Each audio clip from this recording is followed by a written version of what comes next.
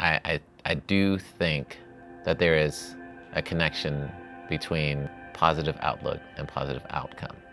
And I think that's a learned behavior from and a survival technique for a lot of immigrants. Your situation is already so dire and so bleak that you have to leave everything that you know and everybody that you've ever known, right? And if you give in to that, then you give in to that, and then you never bother to leave in the first place. Whatever is going to happen is going to happen to me, right? But I see in my parents that, like, despite that, all the challenges of what the sea could bring, what the virus could bring, what America could bring, what the elements could bring, we choose to fight. We choose to risk our lives. We choose to risk our children and our families' lives to find a better way, right? You can't do that if you're not positive, if you're not optimistic of what your outcome is going to be. Otherwise, why would you take the chance, right? There was a time when my dad was working at the store, and somebody came into the store. Two people came into the store to buy some beer, and the first person gave their ID, and then that person went to go pay. They didn't have enough money, so they asked the second person for some money, and that person gave them the money, and so my dad asked that person for his ID, and this guy reached across and hit the button to complete the sale, and then arrested him for selling alcohol to a minor. He didn't come home that night because they took him to jail. Texas Alcoholic and Beverage Commission, TABC. It was a commission that regulated this. So he went to court after that, and so, you know, they were very concerned about what would happen, and he said, you know, whatever will happen, and we'll deal with it, because we've dealt with worse, right? And we've survived, and we'll continue to survive. So whatever this is, then we'll handle. So he went to court, and the judge, you know, he didn't get a lawyer, and the judge asked him why he didn't get a lawyer, and he said that because you guys are having the Vietnamese framework, right? Saying that I'm being railroaded, and you'll dole out whatever punishment you'll dole out, and I'll take it, and I'll continue working, right?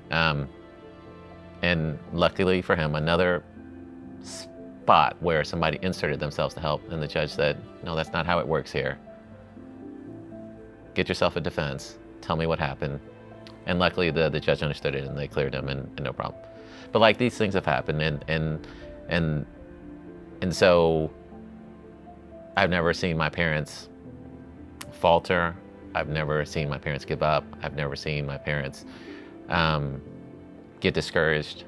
And so, you know, I've learned this resilience and positivity that I have from them. And so when it came time for me to start my business, you know, I had concerns also, right? My kids were young, and Jessica wasn't working at the time, and what happens if it doesn't work?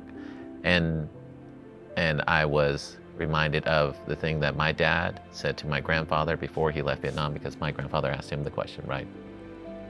This thing is dangerous.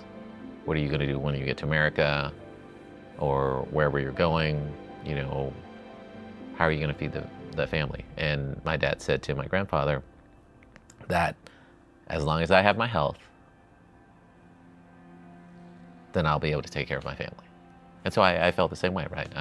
When I was thinking about the risks that I was taking, started my business, that if my dad was able to take the family and put him into another country and have confidence in himself, then how can I not now, right? And so I carry that same belief that I will try to make this work, but if I can't make this work, I will still be able to feed my family and feed my children. And if we can't be rich, then we'll be poor.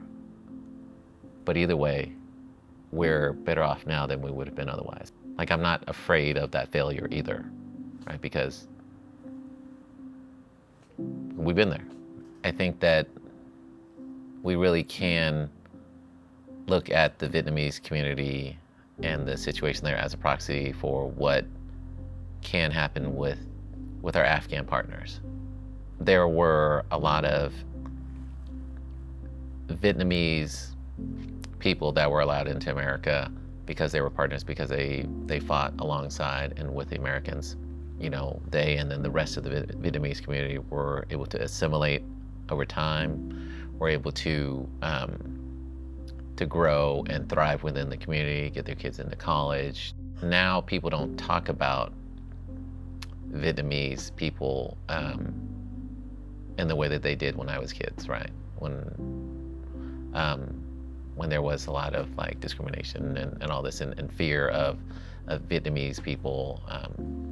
You know, my hope is that this generation will move away from base tendencies towards